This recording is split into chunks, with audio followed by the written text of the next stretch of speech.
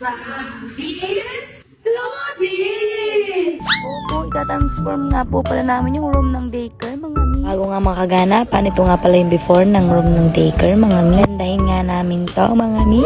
Pero bago nga pala ang lahat, mga mi, istanggal muna nga pala namin yung mga sticker dyan sa pader, mga mi. Mapinturahan ng bago itong classroom namin, mga mi. Yan nga, busy ang mga persons sa kakatanggal ng mga anik-anik dyan sa room na yan. Day pa nga lang namin to, mga mi. Kaya yan, nagtanggal muna kami ng mga sticker dyan. Tapos nga pala ng klase ni Ma'am Lea, yan nga, nagpaiwan nga kami para tanggalin yung mga anik-anik dyan sa pader. Nga kako, pag natanggal yung mga sticker, pwede nang palitan ng bagong pintura dyan. Yun nga, mga mi, ito nga pala yung date ng aming araw, mga mi. Nga pala kami ang nagpintura dyan, mga mi. Yung pamilya nga pala ni Ma'am Lea yung nagpintura dyan. Nga pala kami nakatulong dyan magpintura, mga mi. Gawa ng nakakaraan ay bumagyo lang yung ginawa ng ating mga Mima Bells. Ang mag-decorate ng room ng baker. Oo. Nagpikit na nga lang pala kami dyan ng mga kung ano-anong letter, A, B, C, D dyan, mga mi sa pader. Kung nga dyan sa kapatid ko, tulungan na lang kami kasi hapon na. Ay, tinulungan na nga lang pala kami dyan ng aking kapatid. Nag-video nga pala ko yan, hindi ko alam kung anong uunahin ko sa sobrang kalat ng room. Para bang binagyo ang mga purse. So, pagkalinis namin dyan yan, inassemble na nga pala namin yung mga upuan dyan. Ito talaga yung nakakabasa lahat, mga mi, yung dadating yung bisita namin na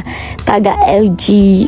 Bisitahin yung classroom namin, kaya nga ito ang mga person, pinaganda yung classroom. Naman maging komportable yung magiging bisita natin pagdating niya. Ito na nga pala yung final look ng aming classroom. Ito nga pala yung mga model ng classroom namin.